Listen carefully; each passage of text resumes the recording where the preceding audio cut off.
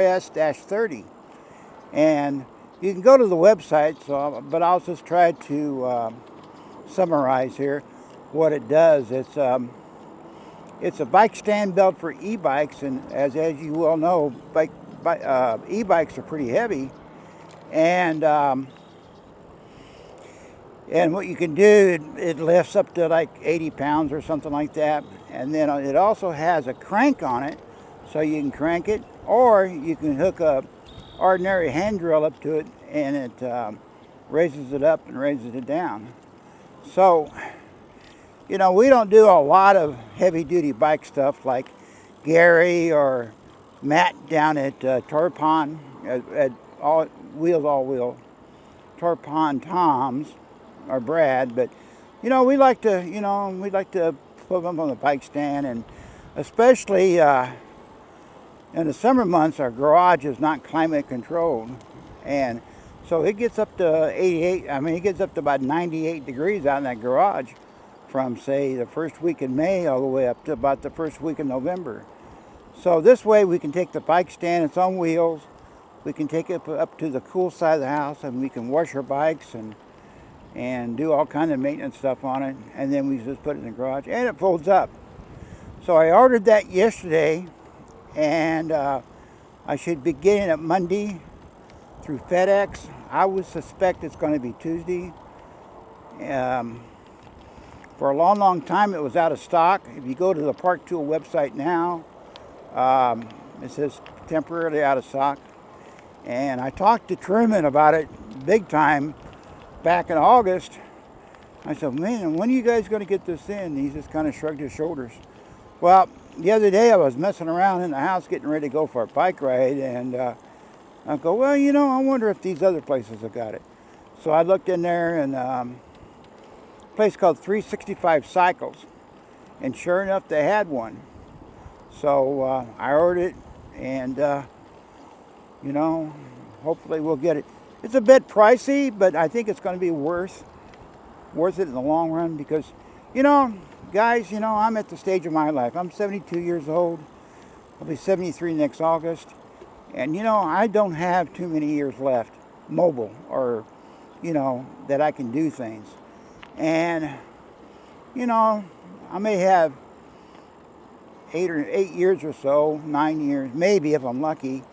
And so, you know, I put off things for a long time, and it's time to kind of live for a while here. So that's the reason why I bought the e-bike to begin this event and to begin with, and then I bought hers. And I'm quite fortunate that I have a significant partner here that likes to ride bikes. A lot of women, you know, it gets too hot, and there's mosquitoes and there's bugs and all that. But Diva does a pretty good job, and for the outside work, and she likes riding e-bikes too. So I'm happy about that. I'm blessed on that. So what have I been doing? Well, that's about it for the PRS-30. We'll put it together probably when we get it on Monday or Tuesday. Easy. Park Tool has a instructional video on their website. It's all coated with letters and numbers and stuff on the items themselves, and it weighs 50 pounds. I think it'll be just fine. So that would be the new addition to the e-bike Trek home. I don't know if we're going to put that together in the house or turn around and do it in the garage. It's still, during the day, it's still 90 degrees down here. It'll be probably 90 degrees till about the second week in November. Then it cools down to a whopping 85. Like I said, the garage heats up to about 98, sometimes 96, 95, something like that. So what else? Let's see.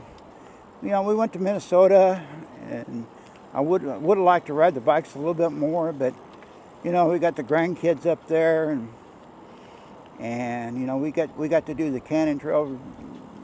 The Canyon Trail, that's always a high. That's the best trail I've ever been on. I really like that, and the Minnesota Valley Trail. All those videos are on our YouTube site. Right now we're on the historic battlefield. So for those that are historians, is that you probably know about the Mexican-American War. I think it was in 1846. The first battle of that war was at a battlefield called Palo Alto. And this trail started out at Palo Alto. Of course, that's closed because of the government shutdown. But then it goes down all the way down to downtown Brownsville. And there's a place down there called Fort Brown. Back in the old days, back when Zachary Taylor was the commander and the general and everything, they used to have a fort, and the guy's name was named Brown, and then he got killed, and so they named the fort over him. Now it's turned into a university. It's right on the river. Okay, we can go.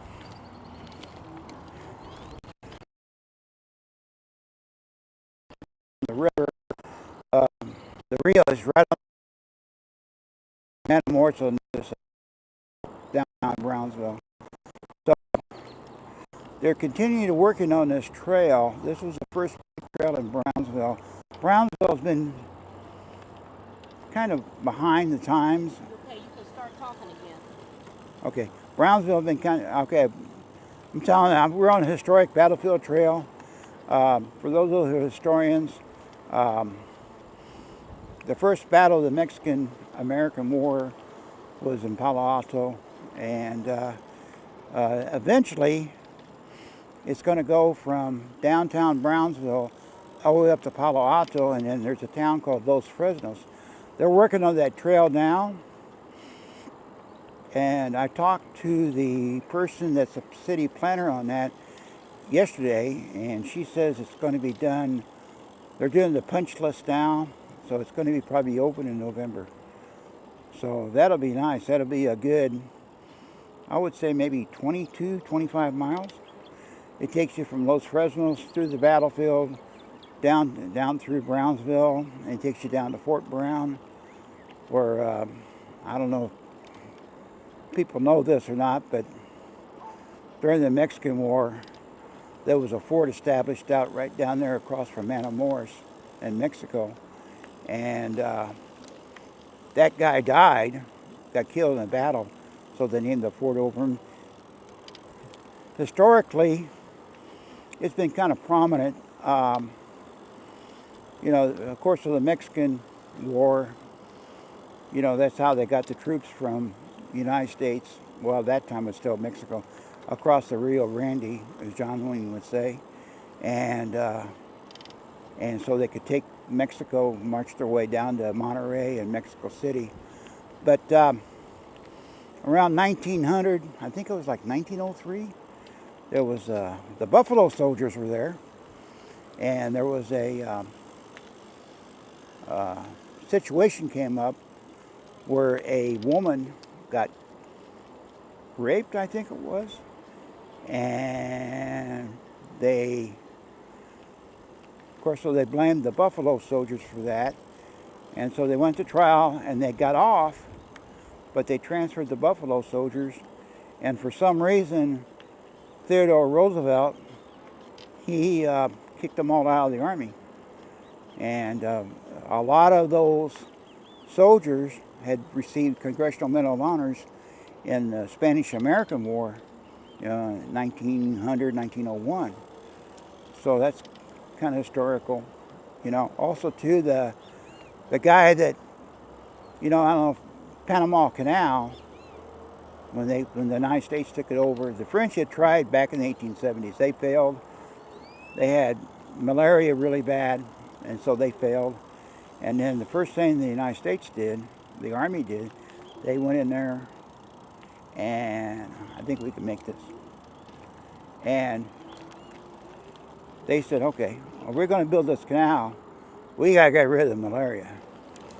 So they sent a guy out of Brownsville, a doctor, and he took a crew down there, and he had been successful in Cuba during the Spanish-American War. And he cleared up the malaria up in about 2 years, a year down there. and we were able to resume construction on the Panama Canal, and that's where we're at today. Watching a lot of, so much for the history lesson. Been watching a lot of videos. You know, Scott Hardesty is probably my favorite. Gary, EBike Adventures. Scott's videos are okay, and I'm getting to really like Matt down in Torpon Tom down there. Electric all wheel. Him and Brad. Their little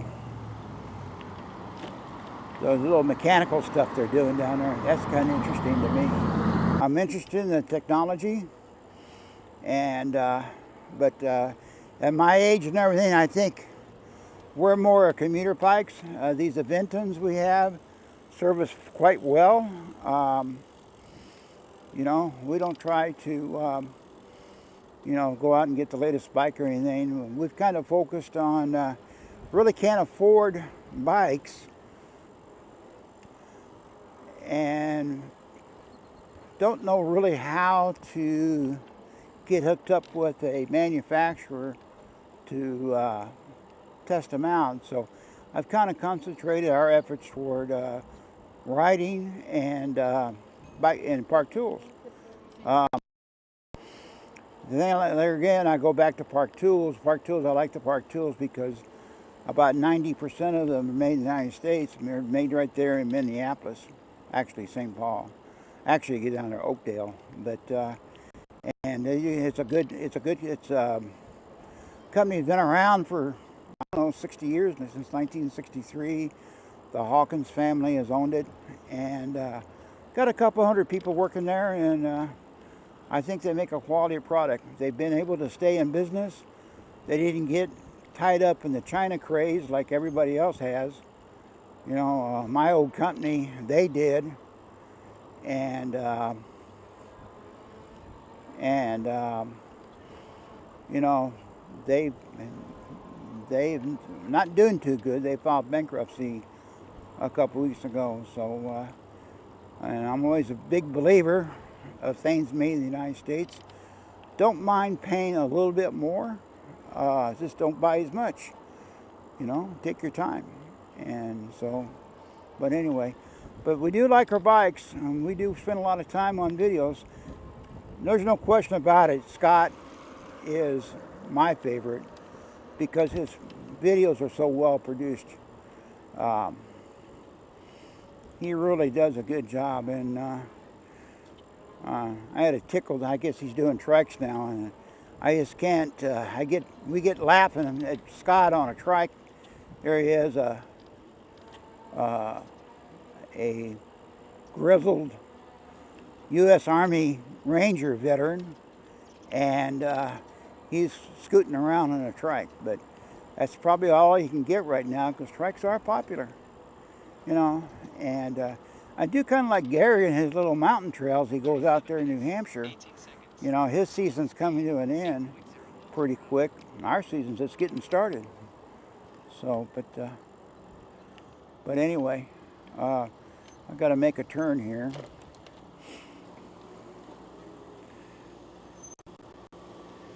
So, over the summer months, I've been averaging about 450 miles a month, something like that. August, I kind of had a down month because we were in Minnesota for the last 2 weeks, and the weather up there, to tell you the truth, I was freezing to death up there. And it was rainy a little bit, but we still got some bike rides in. And I wasn't too familiar with them. I'm getting better up there, but it's a little bit different riding up there. I mean, I like to ride the main streets of Rancho Viejo here in South Texas, and the only thing I have to worry about is running into a dog walker or a golf cart. And yeah,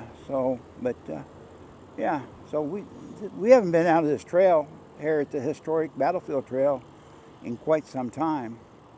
When I first got my bike, I think we were here New Year's Day 2 years ago, and there's a video on that. You gonna go that way? And So, but we haven't been back since, I don't think. Not very long anyway. Usually it's been kind of crowded down here, but um, because the weather's been so hot and everything, I think a lot of people are staying home.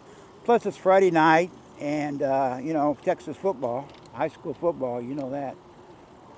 Okay, where you gonna? Okay, so we are done riding here, out here at the event center. Doug's in the car, and we're gonna get ready to load the bikes up. But thanks for coming along with us. Like Doug said, we're gonna have a few more clips, maybe a whole video with our park tool things. I really hope that part of his video worked out. I tried to keep up with him. I think I have 6 feet that this DJI microphone will reach on the wireless, so we're about to find that out. So until the next video, please be sure to comment, like, subscribe, and share if there's someone you think may enjoy our videos. If there's any videos that you all would like to see, please let us know down in the comments.